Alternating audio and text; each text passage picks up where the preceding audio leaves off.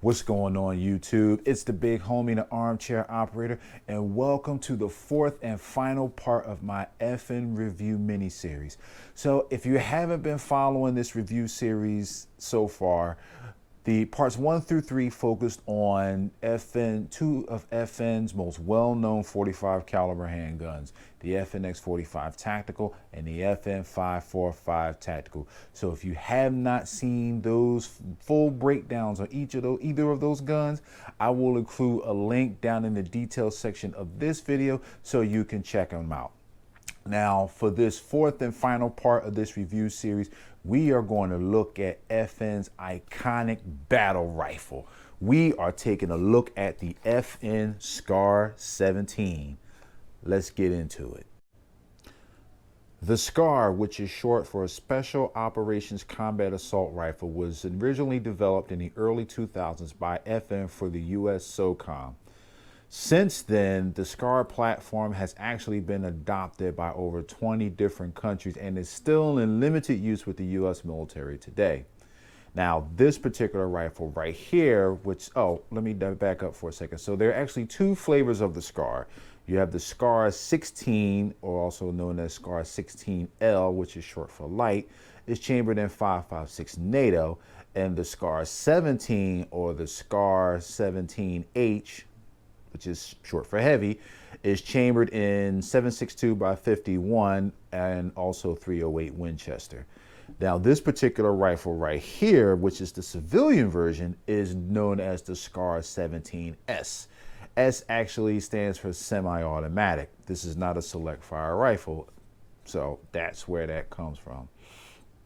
So anyway, this is the bigger brother to the SCAR16 and probably the most well-known version of the two.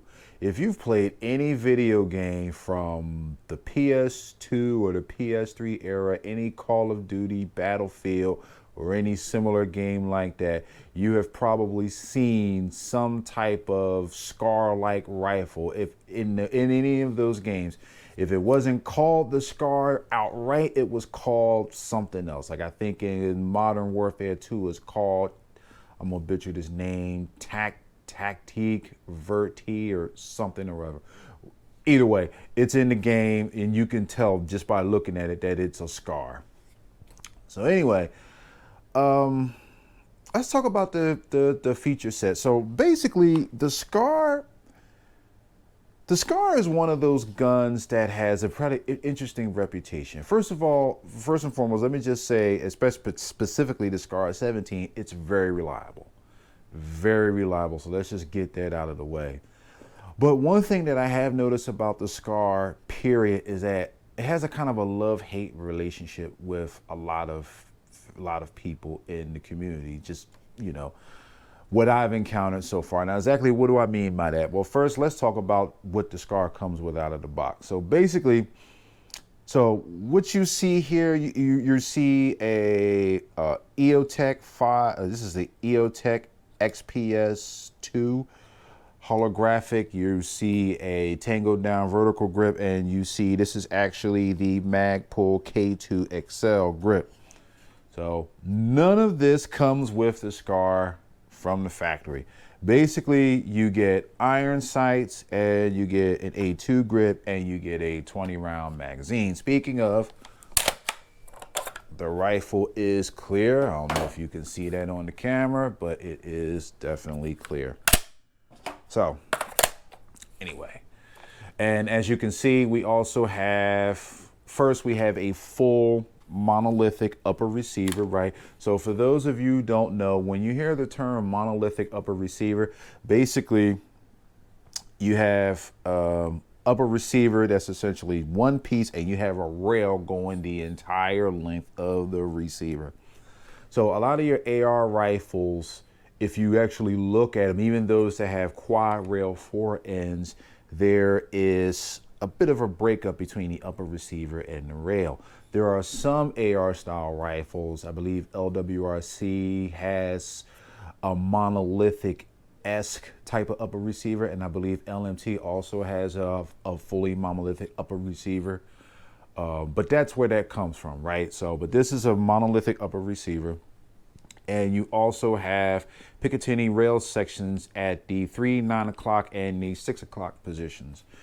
So, so you have that. You also have the classic SCAR UGG boot stock, which is adjustable. It's a 6-position stock, and you have adjustable comb height. So if you can't really see what I'm doing, let me flip the rifle around. So adjusting the stock, there is a button right here that you would depress to extend the stock, press it in to collapse it.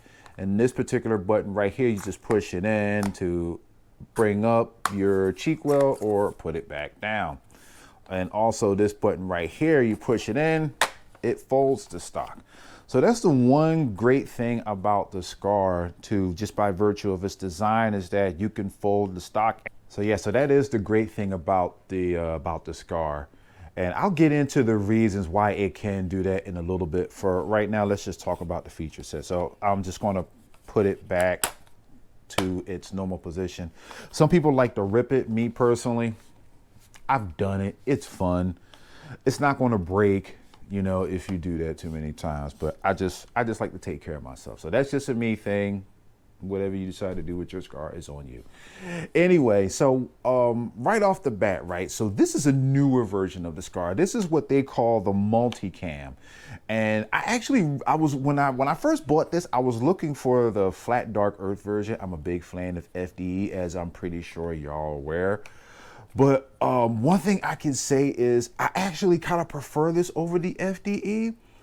And the reason for that is it looks a bit more interesting to me. Now, granted, it comes with FDE furniture, right? This came from the factory. The magazine, of course, right? I put the EOTech on here to obviously, you know, to blend in with everything else. Same thing with the vertical grip and same thing with the Magpul grip. But I like this multicam design. But anyway, to my point is one of the newer SCARs. So originally the SCAR was released with a reciprocating charging handle. And for years, that was one of the platform's biggest criticisms, right? This particular version of the SCAR is the non-reciprocating charging handle version. And I believe one of the ways that you can tell is the fact that you have the 2 charging handles on both sides. I think early SCARs only had the one, if I'm not mistaken, and it was on this particular side. So if you wanted to reverse it and put, like, you could take this off and put it on this side on the earlier SCARs. But one of the hallmarks of some of the newer SCARs is the fact that it has the charging handle on both sides, which is actually cool. I almost never use this one. I mean, interestingly enough, but I always use this one when I charge it. The reason why I like to do, well, let me show you so that way you can see what I'm talking about. So the reason why I like to use this particular charging handle more so, because you see how like you have an optic right here. So I can just grab it and, you know, bring the bolt back without tearing up my knuckles. Every once in a while, I might do that by accident, but most of the time I don't. But that's the reason why I like doing it. Speaking of that, let's talk about some of the features. So the SCAR is largely ambidextrous, which is really good, right? You have your magazine release here and also over here, right? So you have an ambidextrous magazine release. You also have an ambidextrous safety. And this is a 45-degree throw. I mean, it has a 45-degree throw, which is actually really good. A lot of shooters like that 45-degree throw. So that way, when you're shouldering and aiming the rifle, you can just hit it and it's not coming, the safety notch is not contacting your fingers or anything like that, like, you know, because that really can get to be uncomfortable at times. So that's cool, right? The one thing it doesn't have is an ambidextrous bolt release. So this is the bolt release right here. So it's only on this side of the gun. So, you know, it's not the end of the world. Me personally, I'm used to having the bolt release on that particular side, especially when you're running ARs and so on and so forth. So a lot of people who are familiar with that battery of arms will not have an issue with that magazine, with the bolt release. And so that's really cool. Let's see what else we have here. Like I said, so the other criticism that the SCAR gets a lot of heat from is coming with a basic A2 grip. So now, me personally, I don't despise the A2 grip. I'm not a fan of it, but I don't despise it. What I will say is I have larger hands, so I like a grip where it really fills out my hand and it fills out comfortably, whether I'm shooting a long gun or whether I'm handling a handgun. I don't like smaller grips. And also, like, the A2 grip is not too small for my hand, but this is just better. Something like this mag pull I like.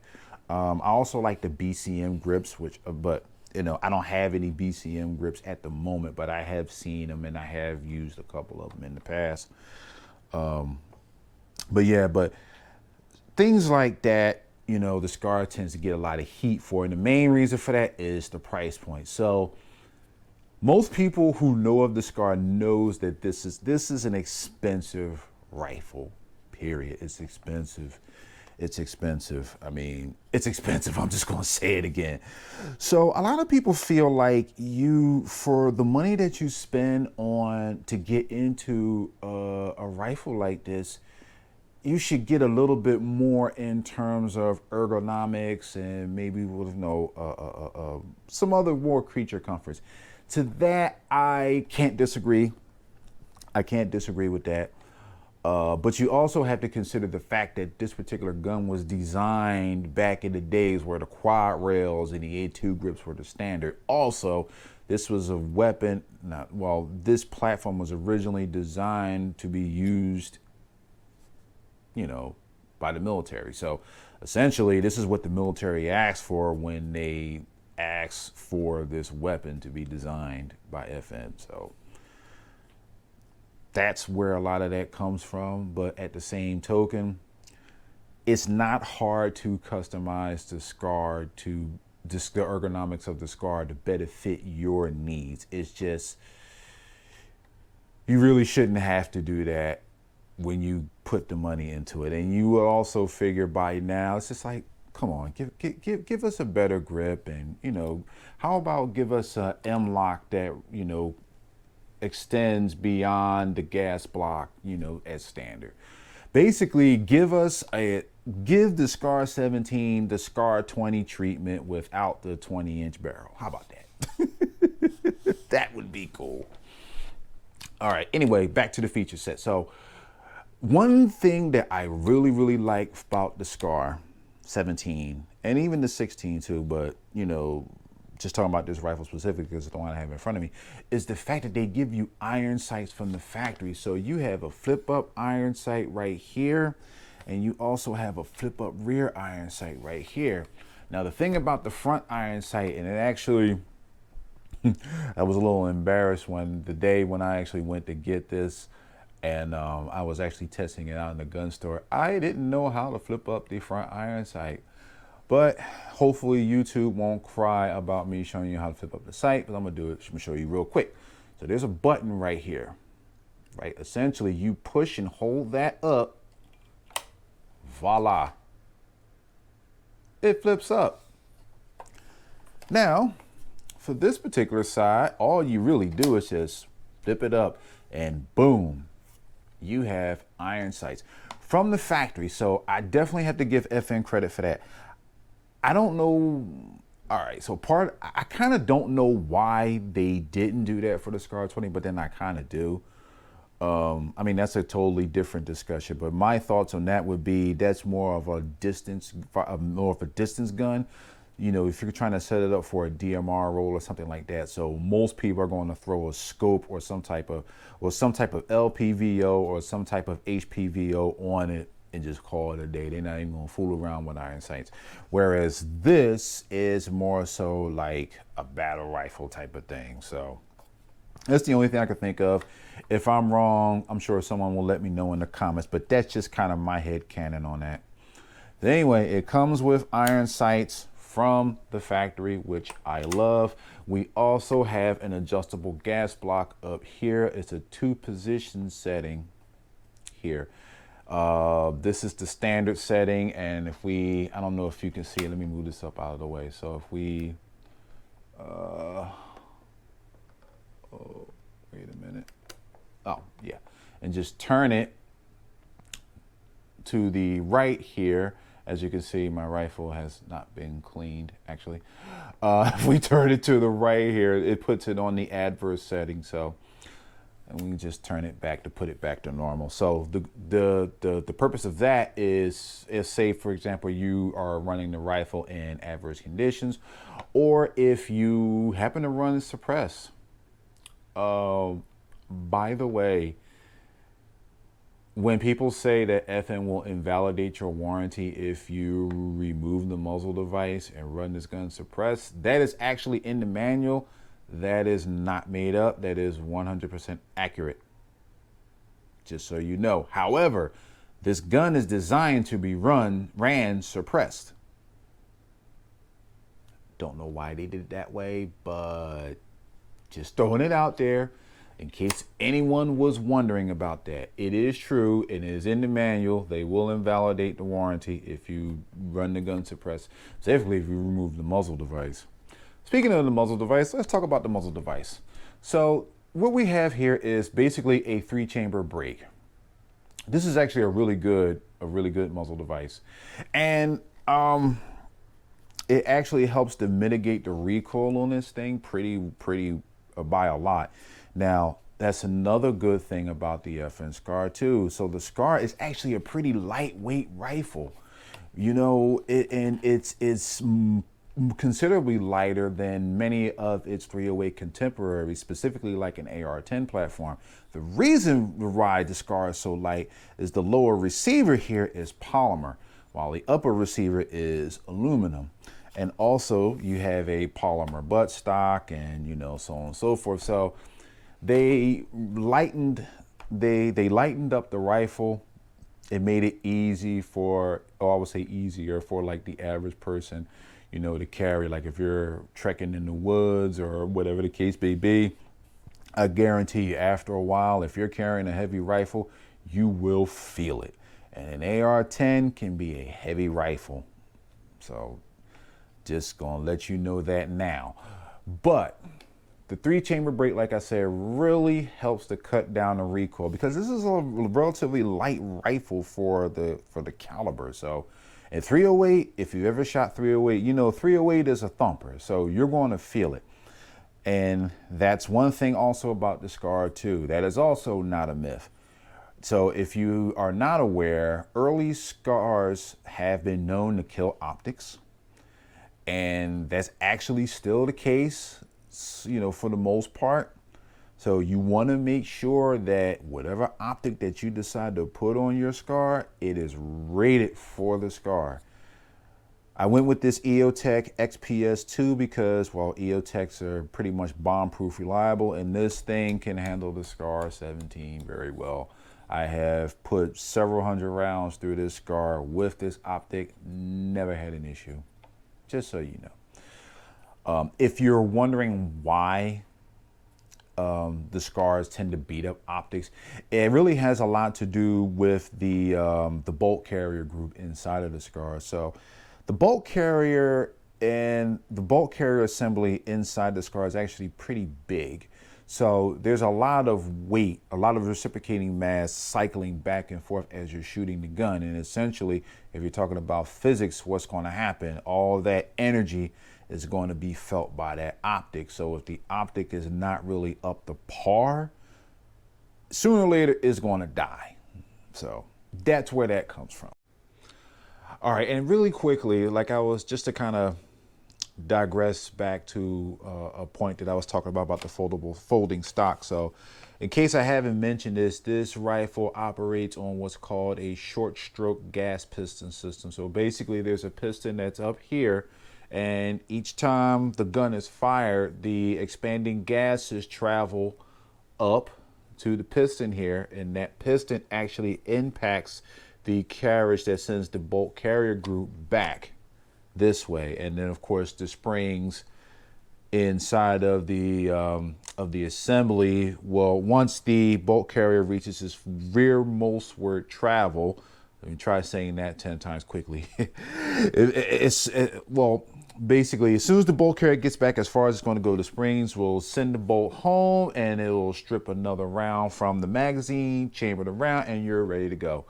So that's basically what that means. So if you're familiar with an AR style, there is a tube that sticks out the back of the upper receiver that's called the buffer tube. So, stock ARs can't have folding stocks, because if you did that, you would actually take away, part of the operating mechanism of the gun itself.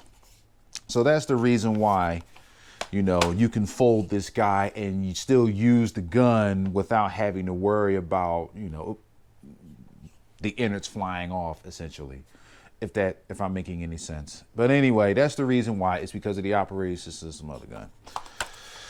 Okay, so I think I've pretty much covered everything as far as, the features and so on. So, one quick note about the magazines. Like I said, you only get one. This is an aluminum magazine, 20 rounds. And unfortunately, these SCARs are not compatible with AR-10 magazines. Now, I have heard stories about different adapters or different lower receivers that can accept the AR-10 magazines. So I'm pretty sure that they're out there, but by default, you have to use FN's proprietary magazines. And also another note, these particular 308 magazines will fit in your SCAR17S chambered in 308. So in case you were wondering about that, yes, they will work. Just if you have a SCAR20S and 6.5 Creedmoor, don't use these magazines. 6.5 Creedmoor and 308 are not the same round. So just putting that out there too, in case you were wondering about that. I'm not really going to talk too much about the EOTech, because I want to focus the review basically on the SCAR itself. But just to go into really quickly, the EOTech is this particular one, the XPS2 is a holographic optic. It's actually a really good optic. I might actually do an optics review at some point in the future. If you guys would be interested in that, let me know down in the comments section. I will definitely willing to do that for y'all, because there are a lot of different optics out there when you're talking about red dots, micro red dots, when you're talking about holographics, which this particular optic is a holographic. If you're talking about LPVOs, HPVOs, whatever, there's a gambit of friggin' optics out there. So if you want an optic specific video, let me know down in the comments. I'll gladly do that for y'all, because I'm pretty sure a lot of people will have questions. But also just talking about this EOTech. So this is the XPS2. This is the one without the QD, without the QD. I can't think right now. I'm so sorry, guys. Without the QD attachment system. It doesn't have that, and it doesn't have the night vision. This is just one of EOTech's more budget, and I say budget in air quotes because this thing is not cheap, but this is their more budget offering. So, but like I said, for my purposes, I don't have night vision. I more than likely will never have any nods, so this suits me just fine. I do plan on putting a magnifier on here at some point, so I'm going to run this with this EOTech XPX12 as some sort of magnifier. I want the Flat Dark Earth G33, I think it's called, by EOTech. I do want that to go with this rifle just to complete the look. So anyway, I think I've rambled on enough about that, so I'm just going to talk really briefly about my experiences with this gun on the range really quick, and then we're just going to close it out. All right, so I'm not exactly sure how many rounds that I have put through the rifle since I've had it. I bought it last November, so I figure as of July of 2023, I guess we're talking about 9 months-ish so far, somewhere around in that range. But anyway, in 9 months, I would say if I had to lowball it, I'm probably in it about 400 or 500 rounds. So admittedly, it's not a lot. I will give you that. Actually, it might be a bit more than 500 rounds, but my point is, I haven't had any problems or any issues or any bobbles or anything like that with the SCAR. So like I said, reliability is something that the SCAR, especially the SCAR17, is known for that. Granted, I know 500 rounds is not really a benchmark for that, but I'll get there soon enough. 308 is not the cheapest. So eventually I will get to the 1,000 rounds and so on and so forth. But I mean, so just kind of talking about shooting this thing. So like I said earlier in my review, this is a fairly lightweight gun for the caliber. I think it's around 8 pounds unloaded, I think. So you figure with the EOTech and the vertical grip, unloaded, this is probably about 9 pounds or so. So, you know, that being said, like I said, 308 is a stumper. So you're going to feel it. Even with the 3-chamber break up front, you do feel the recoil of this guy. And granted, yes, it has a recoil absorbing butt pad right here on the back. But I mean, if I'm honest, this is not very thick. There's a lot of traction right here to keep it from, you know, once you're shouldering, to keep it from slipping. So you don't have to worry about that.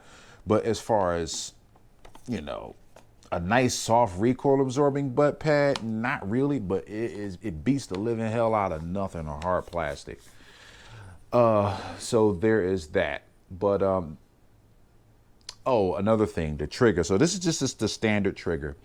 One thing the SCAR20S has over the SCAR17 is that the SCAR20S comes with the Super SCAR trigger, which is made by Geisley. Now you can buy that and drop, you know, get a gunsmith and, you know, install it in the SCAR17. And many people have done that. I myself may do that at some point in the future because I hear that trigger is really good. The stock trigger on the SCAR is kind of heavy. And, you know, I would go as far as to say it's heavier than your standard AR trigger. So, you know, there is that. But I mean, even with all of, I would say, even with, you know, some of the down points with having the SCAR, I gotta say, owning the SCAR, for me, it's been a lot of fun. You know, it's one of those kind of guns where you see in video games and then you say, dang, I wish I could afford that someday. Like, I just want to see what it's like. And to actually have it, to own it and experience it, I gotta say, I enjoy the hell out of running this SCAR every chance I get. I really do. It's just fun. And not only that, it's a talking point on the range. You know, you pull this guy out on the range, it's a conversation starter for sure.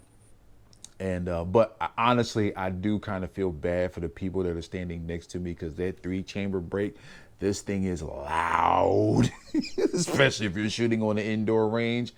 It is loud. Definitely make sure you have good ear pro on when you run this guy in an indoor range. But I mean, all in all, like I said, it's a very accurate gun. You know, this 16.25-inch cold hammer forged barrel is accurate. You know, you can get some real terminal ballistics down range and some great accuracy at distance with this gun. I mean, it's accurate. I mean, if you wanted to use this as a DMR gun, you know, you put yourself an LPVO or HPVO or whatever on here, and you wanted to run it as a DMR, I'm pretty sure you could. You know, it is good. This is a good, solid gun. I'm glad that I have it, and it's a lot of fun. That also being said, let's talk about MSRP. This thing is expensive, like I said. So the multicam version, if I'm not mistaken, is retailing for a little north of $3,600 in my area. I got this, I actually had a few discounts. I had Black Friday and sold a few guns back. So all in all, I paid about $3,200 and some change for this when I bought this. This is without the EOTech, without the vertical grip, without the mag pull grip. This was just a stock gun. So would I recommend the SCAR17? So I will say this. If you're looking for a good rifle chambered in 308, Whatever you're looking for, if you're looking for hunting, if you're looking for a ranch gun, you could use it as a home defense gun. I mean, depending on where you are. I personally wouldn't use it where I am just because of my living situation, but it could be a great home defense platform. But my point is, if you're just looking to get into a 308 caliber rifle and this is your first rifle, personally, I would not recommend the SCAR for that, only because of the high cost. That's not to say the rifle could not do the job that a AR 308 or a similar chamber 308 gun can do, because it absolutely can. It's just a big ask if you're just looking to get into a 308 caliber rifle. Now, that also being said, man, it's just one of those things you just gotta experience, man. You gotta get this SCAR experience. If you've ever been curious about owning a SCAR, running a SCAR, if you got a friend that has a SCAR, you just want to try whatever, you gotta try it. You gotta try it. It's definitely an experience, and it's a worthwhile experience to get. So if you do get an opportunity to run a SCAR, or if you've ever been thinking about getting a SCAR and you just want that SCAR experience, then by all means do it. You know, just go for it, man. Go for it. Life's too short. Well, anyway, I'm going to wrap things up from there, guys. Listen, it's been really fun making these videos. This actually concludes my FM review series for now. And, you know, it's been a great run. I plan on doing some more, you know, maybe mini series reviews down the road with different particular manufacturers, you know, that I may have, or, you know, maybe some of my buddies or whatever, you know what I mean? I plan on doing more of these, so definitely keep an eye out for those. And as always, if you like the video, please let me know. Drop a like, you know, drop some comments in the comment section. Do you have a SCAR? Are you looking to buy one? Have you been kind of curious about getting a SCAR? Like, you know, what's your opinions? Have you ever shot one? What's your opinion on it? You know what I mean? Just drop them in them comments, y'all. You know, let's get this discussion popping. I would really like to hear your thoughts on that. But again, it's time for me to wrap this up. I've kept y'all long enough. Thank you so much for taking the time to view these videos and view this channel. I am very humbled by your decision to watch my content, and I really do appreciate it. Thank you so much. So as always, thanks for watching, y'all. Take care of yourselves. Have a great one. And this is the Armchair Operator signing off.